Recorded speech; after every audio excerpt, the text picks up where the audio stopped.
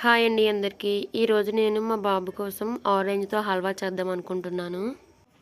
ఆరెంజెస్ని cut చేసుకొని మంచిగా పల్పంతా తీసుకొని జ్యూస్ చేసుకొని సీడ్స్ ఏమి లేకుండా ఒక బౌల్లో కలెక్ట్ చేసి పెట్టుకోవాలి.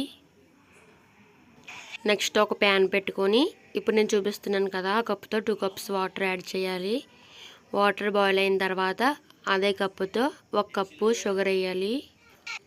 షుగర్ అంతా వాటర్లో బాగా మిక్స్ అయ్యేటట్లు మంచిగా లేత పాకం వచ్చేటట్టు షుగర్ బాగా మెల్ట్ అయ్యేలాగా మెల్ట్ చేసుకోవాలి.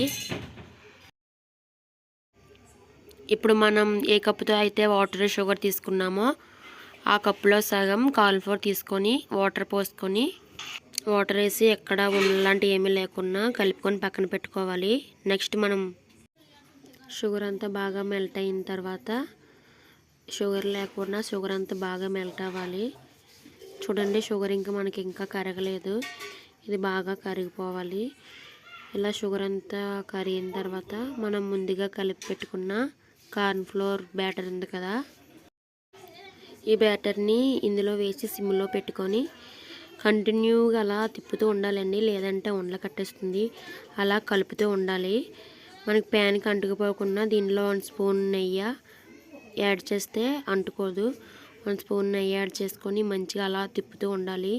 ఫ్లేమ్ మాత్రం సిమ్లోనే పెట్టాలండి, గుర్తుపెట్టుకోండి. ఫ్లేమ్ కానీ హై ఫ్లేమ్లో కానీ పెడితే మాడిపోతుంది. ఇలా కొంచెం కొంచెం నెయ్యి వేసుకుంటూ మంచిగా అలాగా స్మూత్గా తిప్పాలి, ఎటువంటి ఉండలు లేకుండా మంచిగా బాగా మిక్స్ అయ్యేటట్లు అంతా బాగా మిక్స్ అయ్యేటట్లు కలపాలి.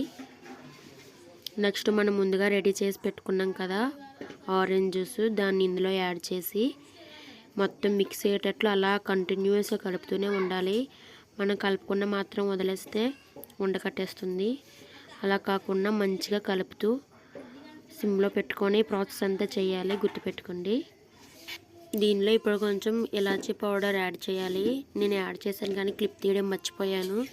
ఫ్లేవర్ బాగుంటుంది, టేస్ట్ కూడా సూపర్గా ఉంటుంది కదా ఇలాచీ పౌడర్ వేసుకుంటే. ఇలా మంచిగా అస్సలు తిప్పడం మాత్రం మానేకండి, ఎందుకంటే ప్యాన్కి అడుగంటిపోతుంది. దీనిలో మనకు కావాల్సిన డ్రై ఫ్రూట్స్ వేసుకోవచ్చు. నాకైతే ప్రస్తుతానికి బాదమే ఇంట్లో ఉన్నాయి. బాదంని కట్ చేసి చిన్న చిన్న ముక్కల కింద కట్ చేసి యాడ్ చేశాను. ఇదే ప్రాసెస్లో ఆరెంజ్ వేయకుండా రెడ్ కలర్ ఫుడ్ కలర్ కూడా వేసి చేసుకోవచ్చు. అదైతే చూడడానికి ఇంకా అట్రాక్టివ్ కనిపిస్తుంది, కానీ ఫుడ్ కలర్ హెల్త్కి అంత మంచిది కాదు కదా.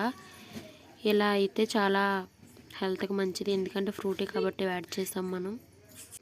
ఫుడ్ కలర్ కాకుండా ఇలా న్యాచురల్గా ఫ్రూట్తో వచ్చే కలర్తో చేయడం హ్యాపీ. ఎందుకంటే ఫుడ్ కలర్ వల్ల సైడ్ ఎఫెక్ట్స్ అనేవి ఎక్కువ వస్తాయి. అటువంటిది ఏమి లేకుండా మనం ఫ్రూట్తోనే చేస్తున్నాం. చూసారా, అలా దగ్గరికి పడిన కొలది కలర్ కూడా ఇంకా బాగా చేంజ్ అవుతుంది.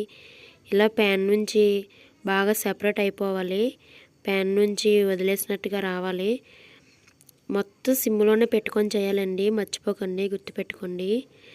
కొంచెం కొంచెం నెయ్యి యాడ్ చేసుకుంటూ సిమ్లో పెట్టుకొని చేశారంటే సూపర్గా ఉంటుంది.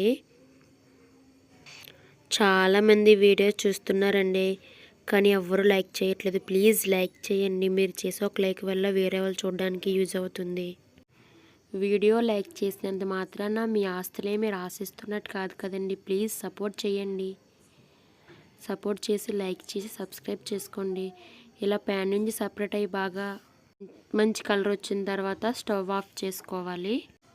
నెక్స్ట్ మనం ఏ ప్లేట్ అయితే తీసుకుంటామో ఆ ప్లేట్కి కొంచెం నెయ్యి అప్లై చేసి మనం రెడీ చేసుకున్న బ్యాటర్ని దీనిలో వేసి ఒక అరగంట పాటు ఫ్రిడ్జ్లో పెట్టాలి.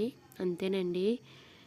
అరగంట తర్వాత ఫ్రిడ్జ్లోంచి తీసుకొని మనకి ఏ షేప్ కావాలంటే ఆ షేప్లో కట్ చేసుకోవచ్చు. చాలా అంటే చాలా స్వీట్గా టేస్టీగా నోట్లో పెట్టుకుంటే కరిగిపోయేలాగా ఉంటుంది. చాలా అంటే చాలా బాగుంటుంది. ప్లీజ్ ఒకసారి ట్రై చేయండి. బయట షాప్లోంచి తీసుకొచ్చేదానికన్నా ఇలా మన చేతులతోనే ఇంట్లోనే చేస్తూ మన ఇంట్లో వాళ్ళే పెడితే చాలా హ్యాపీ కదా, చాలా ఆనందంగా ఉంటుంది.